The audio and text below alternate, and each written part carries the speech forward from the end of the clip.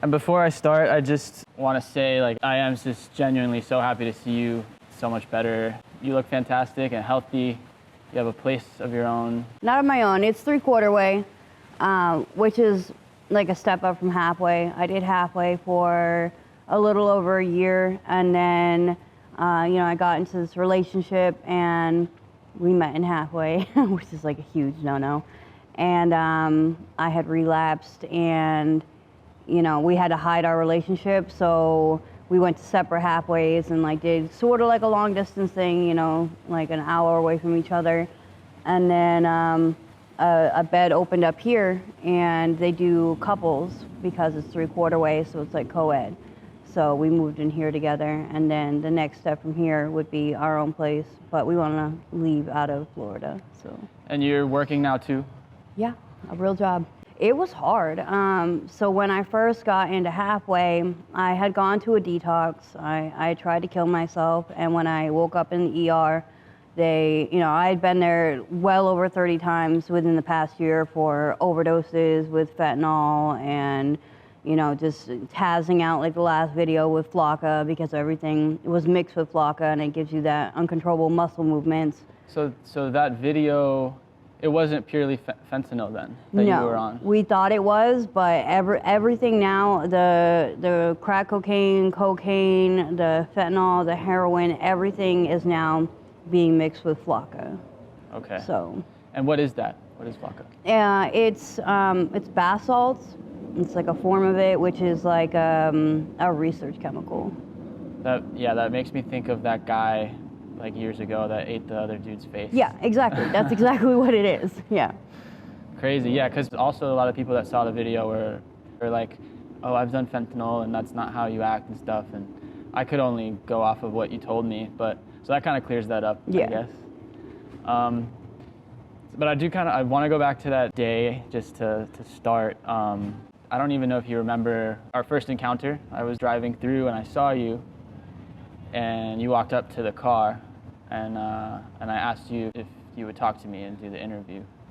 Do you remember like what was going on? Like, I mean, I don't even really have to remember to know what was going on. So that was one of my favorite spots. So I was probably in the process of going to shoot up, even though it was an open field. We don't really care in Overtown, so that's probably what I was doing. And normally, I had like 2 or 3 particular spots that I would be at. So if a car pulled over, then it was somebody wanting to trick and to give me money. So, naturally I drop whatever I'm doing and I go up and I see what they want. Or it's somebody, higher class that wants to cop drugs but is afraid to actually go into the trap houses. I see. Is that a common thing? Oh yeah. In that spot? So you'd see a lot of even like rich people coming through? Oh yeah. Yeah. Wow. A lot of rich people coming through, and those are primarily the best people, because they really don't want anything from you except for to go do the felony for them. And then they give you a place to sleep for the night, like they go rent a room, they share all the drugs with you, and they pay you on top of it to keep going back and forth. So it's not just like you going and getting the drugs and giving it to them, they actually want to hang out with you? Once in a while it's that, but primarily the people that are stopping like that are looking for crack cocaine, and they know that after they go to their spot and they smoke it, that they're gonna want more, and then they might not be able to find the person that they had originally used. And the next person they find will most likely take their money and just dip off through the backyard of wherever they're copping. Right. And for the people that are going to watch this that don't know, Overtown in Miami is not too far from downtown, which is where there are a lot of wealthy people. Yeah. So it does make a lot of sense. It's really just a couple blocks west from downtown. And so how did you end up in Wynwood? Were you living in that area? I came down from Maine, where I was born and raised, for the drugs. We heard all the way up in Portland, Maine about how all the best drugs are in Overtown, Miami. And I was with someone at the time who wanted to move out of state and had been in Florida for a number of years. So they were like, well, I want to go to Florida. And I was like, well, I guess I'm paying for it. And we jumped on a bus and we came down here and ended up in South Beach, and we broke up a week later. And So it was a boyfriend you came down with? It Or was a girlfriend? a transgender person. Okay. Yeah. So your drug use started in Maine, which you mentioned in the first video. And how old were you when you first tried drugs? I started like smoking weed and drinking and popping pills occasionally at like the age of 11. But I didn't find the hard stuff until I was 21 and ended up on the streets of Portland, Maine. What kind of pills were you taking at 11? Like Vicodins, Percocets. Painkillers? Yeah. That's still pretty young though. Ecstasy once in a while. When you were 11? Mm-hmm. And how did you even get introduced to that from such a young age? The ecstasy actually was at a grief counseling place. My dad had a terminal illness, and we would go to like these group therapies like once a week. And I just met a girl, and she was like, "Hey, like, ecstasy makes me feel better." And I was like, "Give me some." And yeah, so. Wow. And the pain pills, Was like she your age? Yeah, we were in like we were probably middle class, but we lived in Scarborough, which is, you know, middle to upper class. So like everybody I went to high school with, most of them had like humongous houses with a bunch of land. And, you know, I just happened to, I guess, attract those certain kind of individuals that had cool parents that let you drink at their house and, you know, just had connections to get like pain pills and weed and stuff. Well, I guess maybe that day you were trying to escape whatever grief you were going through. Do you think you still would have ended up experimenting if that never happened? Oh yeah, honestly, so I was adopted at a young age, and from as far back as I can remember, like I always felt like there was something missing. And that first time I took a drink of alcohol, I was like, this is what's missing. Like, this feeling makes me feel whole. This is what I want. Like, I was definitely an alcoholic at a very, very young age. And then when I found the drugs where you only had to take one or two or smoke one and get the same effect, if not more, I was just like, okay, this is where it's at. And that's what happened when I was 21. I found heroin. I was like, well, now this is really where it's at. You know, it just progressed. What was the first time doing heroin like? Did you snort it the first time, or? No. So I had went to a hospital for a detox from Klonopins and alcohol. I was drinking like a handle of either vodka or whiskey a day with sorting like 10 to 20 Klonopins, and I couldn't remember months of my life. And I was working on a horse farm and living with them for, you know, exchange of rent for working. And she was like, this is out of hand, like you need to go to detox. So they dropped me off at a hospital, and I was there for 10 days, and I met a guy who was a heroin addict. And they were like, we're kicking you out, because you don't medically need a detox. Up north, if you're not detoxing from alcohol or benzos, they say you won't die, so they primarily don't detox you. Wow. So we left together, and I had given my son to my eldest brother, and I was just in a really bad depression. He was like, I have something that'll make you feel better, give me your arm. And the first time I was like, it could be better. And he was like, I just gave you half a bag of like the best shit in town. I'm like, but it could be better. And he's like, you're gonna die. I'm like, I don't care, I want more. And so he went out and got more, shot me up with a whole one, and my whole vision just went red. And I was like, this is what it's supposed to feel like. And I just never stopped.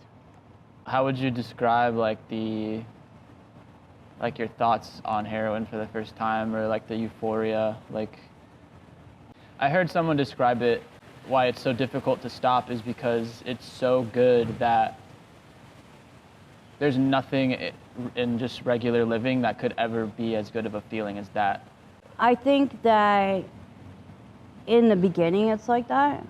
You know, in the beginning you're definitely like, there's nothing in the entire world that compares to this.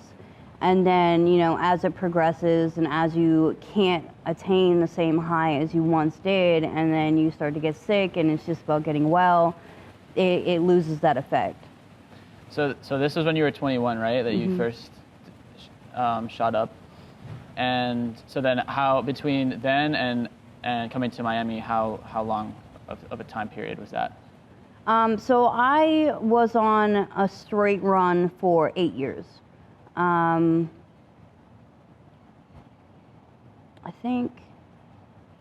think it was probably 3 or 4 years that I was in Portland, Maine, ripping and running, but it's so much harder up there.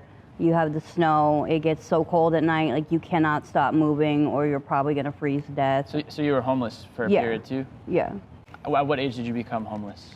At 21. Okay, so. When I gave my son to my brother, the state was like, well, you can't live here anymore, because me and my son had moved into his condo because my ex was abusive, and it was primarily towards me, but he had kicked his car seat one day, and he wasn't in it, but like, you know, it clicked in my head, like he could have been in it. And I had to stop working because I didn't trust him alone with the baby, and it just wasn't a good situation. So my brother was like, hey, you can come move in with me. And I was still cutting at the time. I've been cutting since I was 11, and the state stepped in and was like, this isn't a healthy environment for your son. And I was like, you know what, you're right. Like, I would rather my brother raise him. You know, he was a correctional officer at the time. It's like, he can give him a great life, a better life than I ever could. And as soon as I gave him to my brother, they were like, you can't live here anymore. So I had gone back to the horse farm for a little bit, and the drinking progressed, and everybody just threw up their hands, and they were like, we can't do this anymore. And I went to the streets. Tell us a little bit more of like what it was like surviving on the streets while you were still in Maine during the winters. It's just so different. So up in Maine, they have, it's probably still called Preble Street. It's the day shelter where you can go in, you can get warm, there's a bathroom, there's a bunch of table and chairs set up. Everybody's main hustle is rolling cigarettes to sell to other people. It's so different up there. And the soup kitchen is underneath, and at around 5 or 6 o'clock in the evening, that shuts down, and the night shelter opens up down the street, but you can't get in until 8 or 9 o'clock at night, and you have to all line up for those hours, because once their beds fill up, that's it. And I mean, it's not even a bed, it's a mat on the floor. And, you know, once their beds fill up, like, that's it. They're like, you need to leave, everybody else go, and you just have to find a doorway or something to sleep in. Down here, it's so easy to live. I mean, they come out, they hand out clothing, they hand out shoes, they hand out food almost every single day. Christmas and Thanksgiving, they come and like hand out $100 bills. I mean, they just make it so easy to live down here. Whereas up north, you know, nobody does that for you. You can't just go out and get food. Like, if you don't hit the soup kitchen in the morning, evening, and night at that 1 hour time and get food, then you're not eating for the day. I mean, when I was on the streets, you know, I did a lot of prostitution anyway, but I was never the kind of person to go and fly a sign or something like that. But, you know, sometimes I did stand outside of the store, the corner store, and ask people for water primarily. I mean, when I first got to Florida, I remember crying in front of the corner store, being like, you know, bottles of water were 50 cents back then. I'd just be like, please give me 50 cents for a bottle of water. And people would just be like, man, whatever, like, you're in the situation. And now I understand more. Like, I never asked for help. You know, I never asked, like, hey, do you know where there's a shelter or anything like that. It was just, you know, what I needed that day to be able to continue on to get what I wanted from my fix. Had you prostituted before you came here? Again, the playing field in Maine and the playing field here in Florida are completely different ball games. I had started with escorting through Backpage up in Maine, making an insane amount of money. I mean, being able to pick and choose my clientele and when I wanted to work and when I didn't, living in hotels. Like, the beginning was really nice. The beginning was just like, this is easy. Like, why didn't I do this sooner? And then, of course, my drug habit became worse, and I couldn't stay for more than 2-3 hours without getting dope sick and having to come back. And, you know, I had the couple of times where I was going to other people's places and getting stranded in really dangerous situations. And so I had gone back to Portland and I had started walking on the streets. But even then, like when a car would stop you, it's an older white guy with money. You know, there's nothing less than a $100 bill in their hand. A lot of the time they want you to get in their car and sit there and talk to them like they're a human being, you know? So like that's what I was expecting when I came down here. You know, I had all these things in my head like, oh, I would never, you know, go get in a car with this kind of person or with more than one person in the car. You know, I'd never do a date for less than $100. And I came down here and people were like, yo, like, if you don't do these $20, $40 dates, like, you're not going to make any money. And, you know, as my addiction got worse, and people down here, they'll wait until they can see that you're dope sick. And then they'll go to pull you over, and they'll be like, well, man, I got $10, and, like, if you don't want it, that's fine, and go to drive away. And at one point, you know, after being so sick that you can barely hold your head up, you're just like, wait, no, okay, fine. You know, kinda, I guess... Yeah, 'cause you have to at that point, you feel. Yeah, you feel like you have to, and your morals get lower and lower. I mean, I remember getting into a car once with, it was 4 or 5 guys to go from Overtown to South Beach. No idea how I'm gonna get back, all by myself. I was like, I'm probably gonna die tonight, but you need to stop and let me get my shit before we go. So at least I'll get a dose in beforehand, and that's all I cared about. And what did you end up doing that night? I really don't remember. I remember something about butcher knives, not in that way. Like one of the guys was a cook or something, and like had all these knives. I'm pretty sure I stole it. We were at like this really ritzy hotel. I think one got in the shower and the other ones like went down to the bar or whatever, and I just dipped out, and I had enough money on me where I just booked it back to Overtown and sold what I had. And oh, wow. But so they don't all yeah, but they don't all end like that. I mean, yeah. I had a girl one time tell me about a date that was a regular in Overtown for all of us. We called him Pickup Truck Guy because he always had a pickup truck that he drove in. Nice guy. I mean, just always stayed in the parameters because I didn't want to leave Overtown. Always stayed in the parameters of where I wanted to be. Always very respectful and very, very nice. Paid well. And I remember a friend of mine, Tabby, had come to me and been like, he tried to strangle me. And I was like, I don't believe you.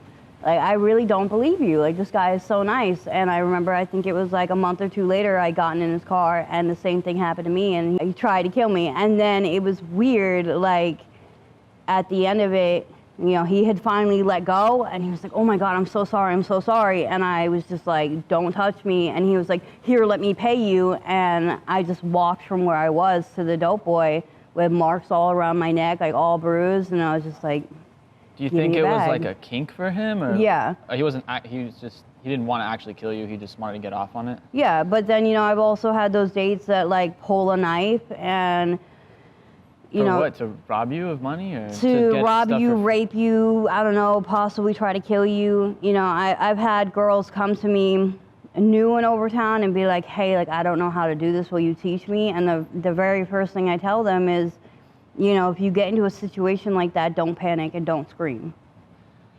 So, was this like a ring that you were in Overtown? No, Or, like, I mean. did you live with someone that was kind of hosting women to, like a pimp, I guess? I never did that. They do have them, but I'm not gonna give you part of my money to have a place to sleep. Anyone watching this video and who's seen the first one that we did, they're not going to know this, but there was a guy, and I don't know if you remember, watching us the whole time. He was like with you. That was. And and at some point he was like, all right, the interview's over.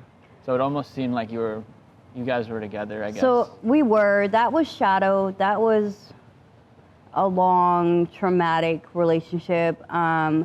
I guess you could say he was my pimp. I mean, it's not like he had like a whole bunch of girls working for him or anything. We had gotten into a relationship, and for the first year, all he did was smoke weed and like occasionally drink, and it was a really good relationship. And, you know, he'd help me when I was sick, like go out and find the shit or like make some money to be able to get me well, to get me back on my feet. And then he started smoking crack. And it turned really bad really fast. You know, beating me and following me around like that. Like I would try to leave and he would just go all around Overtown until he found me and dragged me back. And again, we're in that area where nobody cares. I mean, he could be punching me in the face and literally all anybody would say would be get it out of the trap. Like go take your business somewhere else where it doesn't bring heat to where we're selling drugs. And at one point, I actually told the cops in Overtown, I was like, listen, like I'm gonna kill him. Like, I'm terrified for my life. I can't escape him unless I were to get sober, which I was not willing to do at the time. And they laughed at me and they were like, okay, I mean. The cops? Yeah, they were like, all right, because nobody would help me. Maybe a week later, he was copying some rocks and he got busted and he went to jail.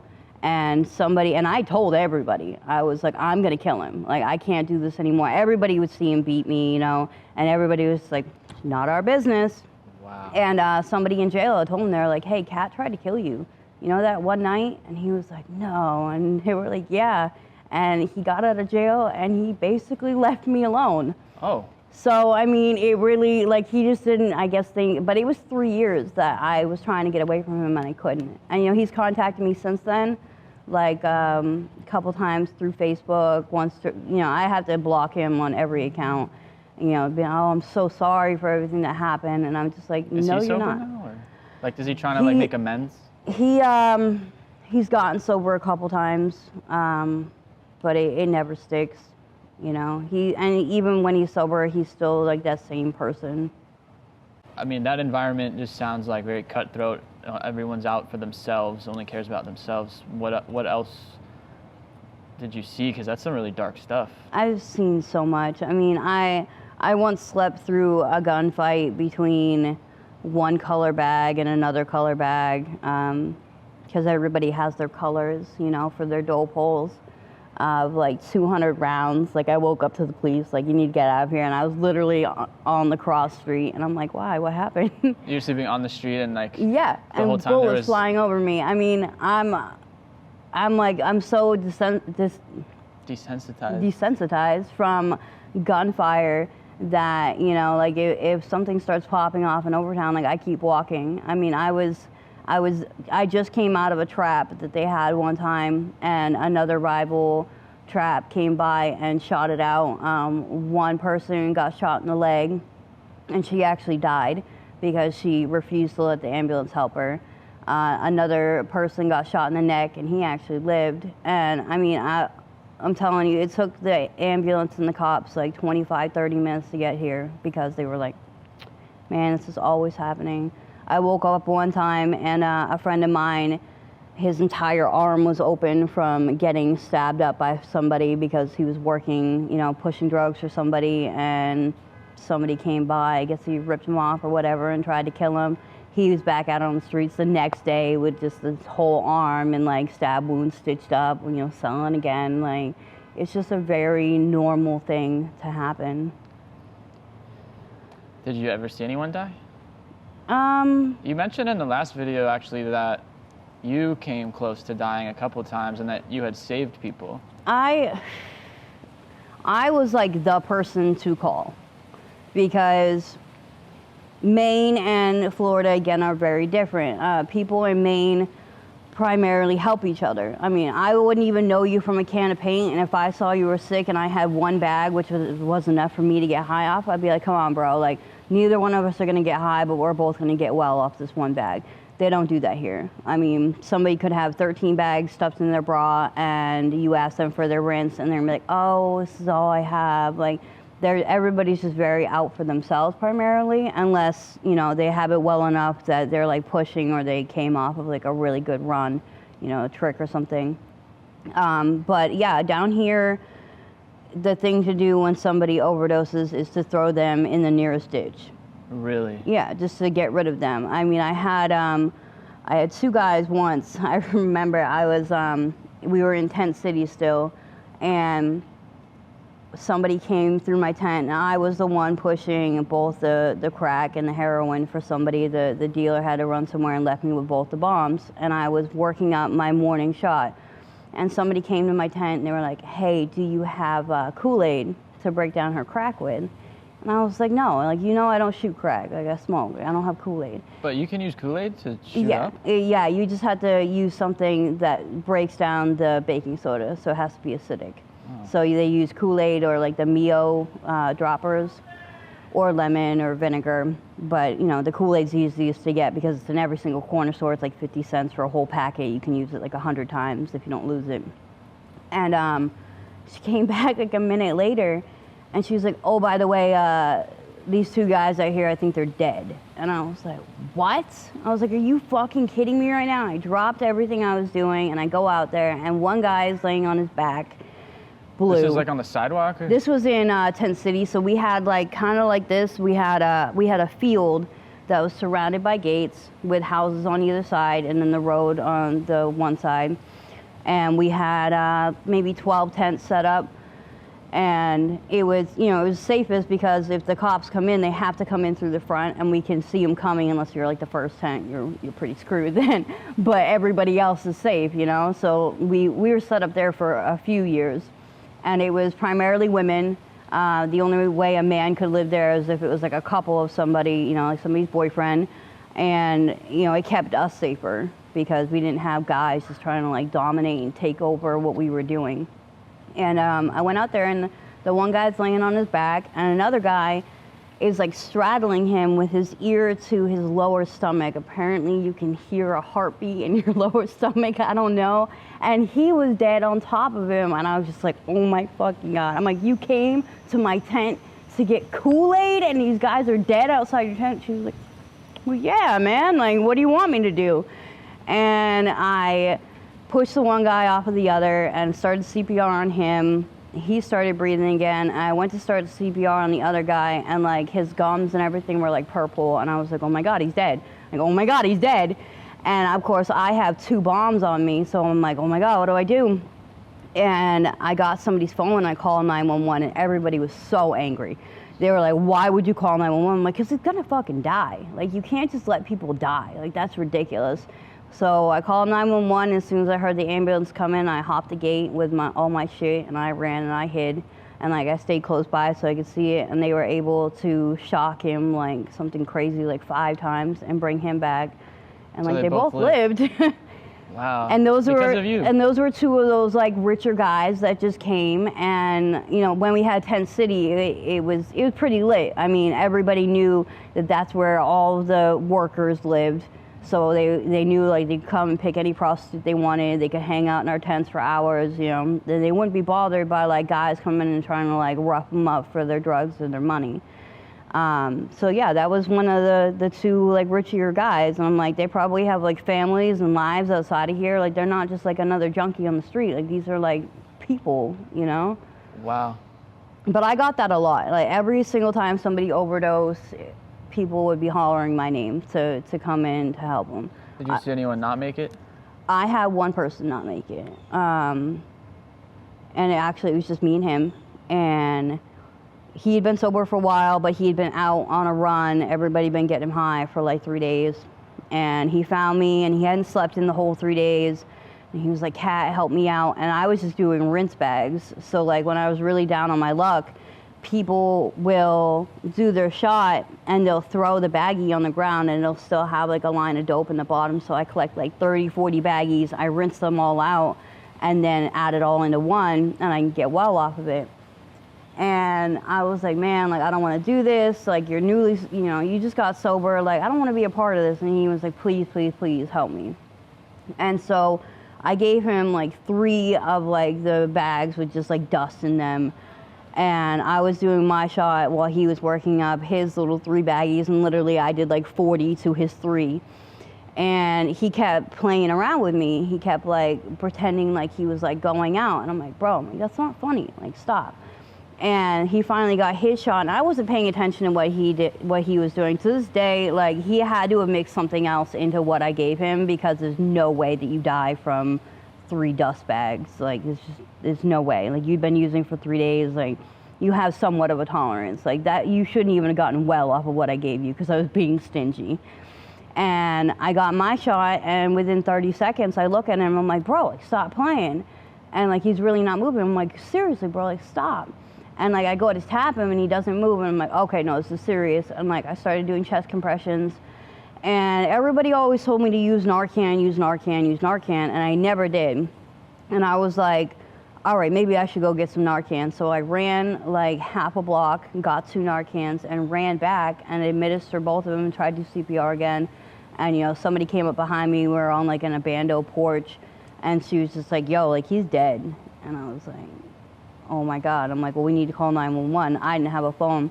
She was like, sure. She's like, I just got to go to the trap to get some crack, and I'll be back, and I'll call 911. And I'm like, well, I gotta go. Like, you know, I can't just stay around with like a dead body. Like, I can't do this. Like, he was completely gone, and you know, like, he was the only one that ever died on me. I probably revived over 300 people. No way. In the years I was in Overtown, and the one time I ran and got Narcan, they didn't make it. 300. Oh, easily. And yourself, you also mentioned that you had some near-death experiences. Yeah, I've overdosed so many times I can't count. And how did you come back from them? People saved you too? I overdosed a couple times in Maine, but it was real heroin. So, I mean, I overdosed one time in like this high-rise apartment, like the whole thing was abandoned, and the person just left me. And like, when I saw them the next day, they were like, oh my God, you're alive, like you weren't breathing.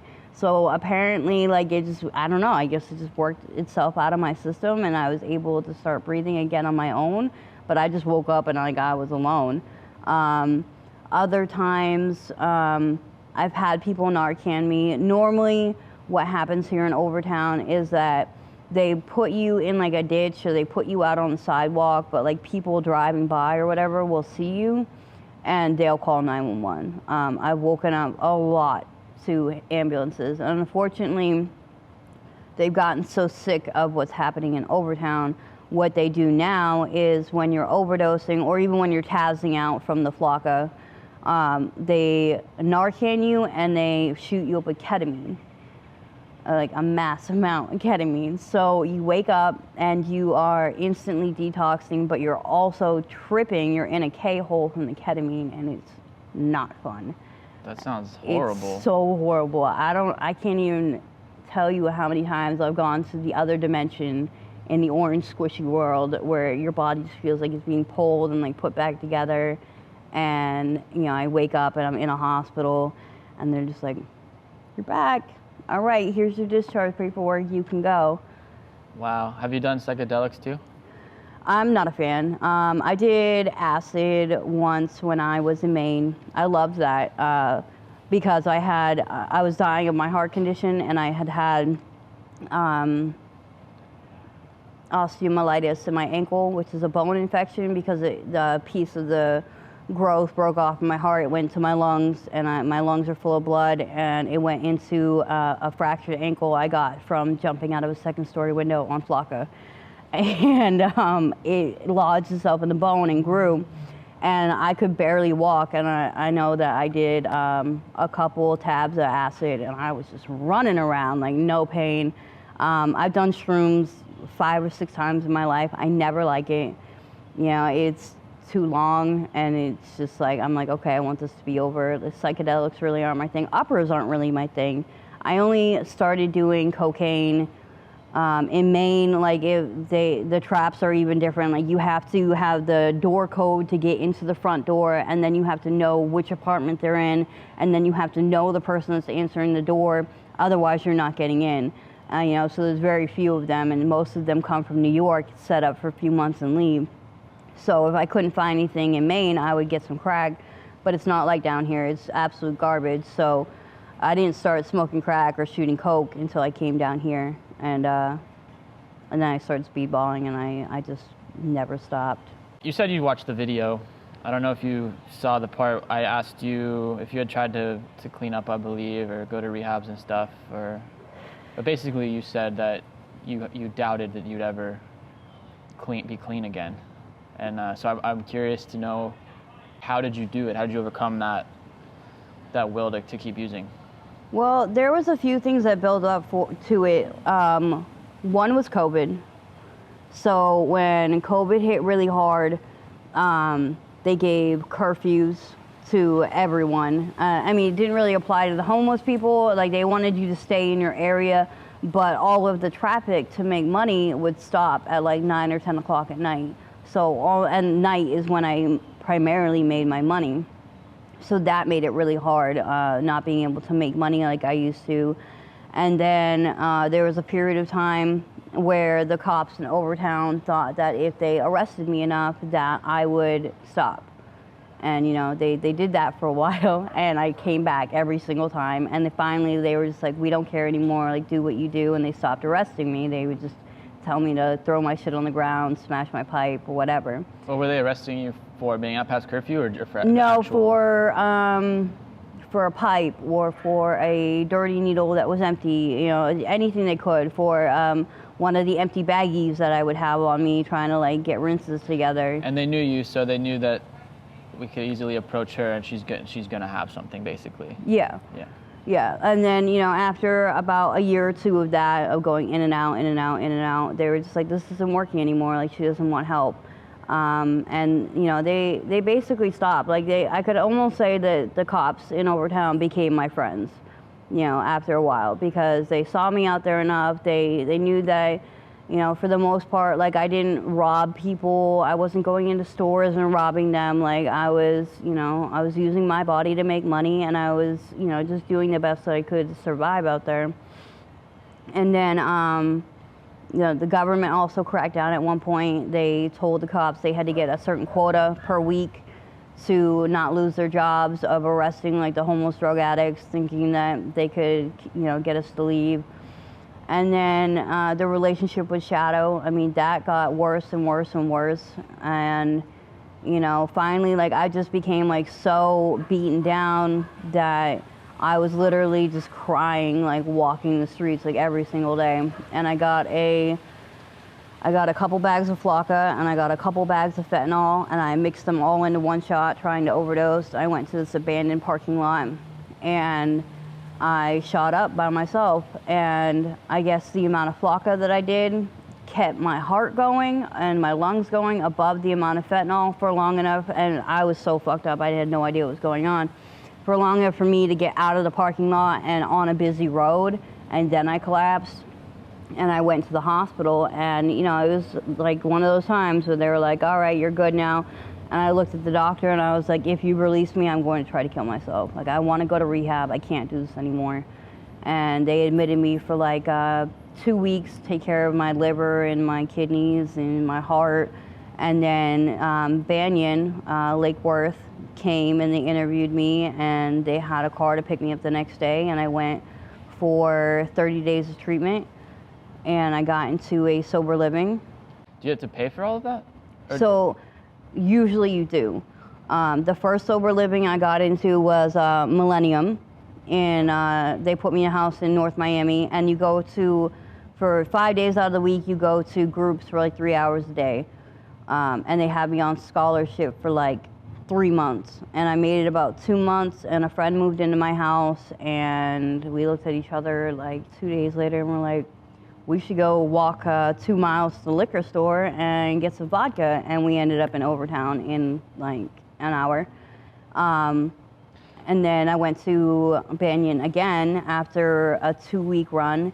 And one of my counselors, I was about to be released like the next day, and they had nowhere for me to go because I had no money, I had no family, I had nobody to help me. And she called up Tiffany with Blue Waters and was like, listen, like, this girl has no money, she has no job, she has no ID, she's nothing. But if you take her and, you know, you rack up like the back rent she owes you, she will pay you back. She will do whatever it takes. Like, she just wants sobriety. And they did, and she gave me a job at her moving company with no photo ID, no birth certificate, no social security card. And I paid her back all the back rent, and then slowly but surely people helped me over a matter of months to obtain a birth certificate and an ID card. And I went to another company and then to this last company I'm with now. And, you know, and I mean, it was hard in the beginning. How many times did you relapse? I've relapsed. I guess since you got majorly clean. Yeah, so it's been like a year and a half now, and I think I've relapsed probably 5 or 6 times. In the beginning, I didn't have, like, I thought I was willing. Like, they ask you when you come into the program of AA and NA, like, are you willing to do whatever it takes? And, you know, in the beginning, like Millennium, like the first place I was at, I wasn't in AA or NA. I was trying to stay on Suboxone, which was just getting me high, you know. And I was like, yeah, sure, you know, I just have to not use drugs and drink, you know, cool. And being a dry addict, a dry drunk, did not work for me. I had so many emotions, I had so many past traumas that I needed to get over. What does it mean to be a dry addict or a dry drunk? Not working a program, just not picking up every day. And that works only for so long, you know, until you run into, you know, one of your friends dying, or, you know, something like, something as little as somebody like yelling at you. I got into a fight with my manager at work one time because I slammed a door, and she was like, go home for the day. And I got home and I went to the corner store and I got an entire bag full of vodka, and I was on my way to Overtown within a matter of a couple hours because I wasn't working a program and because I could not regulate my emotions and I couldn't get anything out. I couldn't process anything. I didn't have a God of my understanding. So, you know, it was all on willpower, and that only works until something goes wrong.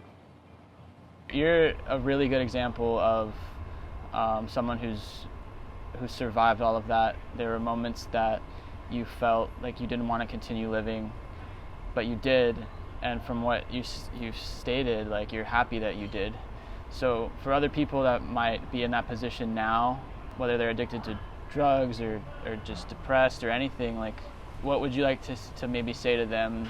Yeah, just that, you know, you can't give up. You know, they have a saying in the rooms, you know, don't give up before the miracle happens. You know, obviously you have to put some effort into it. You have to reach out, going to AA, going to NA. The people in those groups have full hearts and they will help you with anything. You know, I came in with no identification, no birth certificate, no social security card. And minus the social security card, I've gotten all that. You know, I have a legitimate, real job. You know, I'm in 3/4 way still, but I have a roof over my head, a bed to sleep in, a person that loves me, and I love them. You know, and I would not give any of that up for the entire world. But it does take effort. It's not all rainbows and butterflies throughout the entire thing. You know, you come into some really difficult times. You know, your friends die, family die. You know, you have hardships. It's just that through the program, you learn how to process your feelings, you learn how to reach out to other people, and you learn what not to do with those feelings.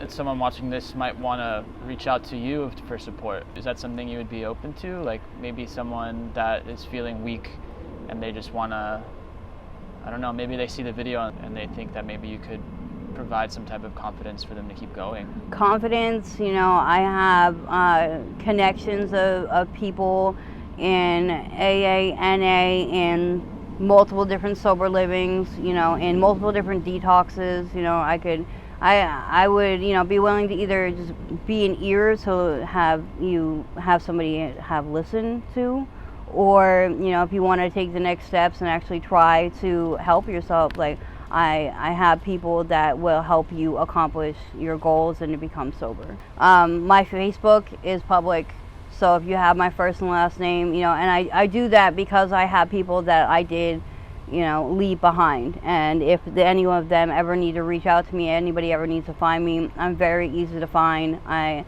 always have my phone in my hand, so, I mean, if somebody were to reach out to me, you're going to get a response within, you know, a couple hours. And then also we kind of mentioned maybe setting up a Gofundme because you're trying to get to the next step in your life of moving out, and you want to move out of Miami.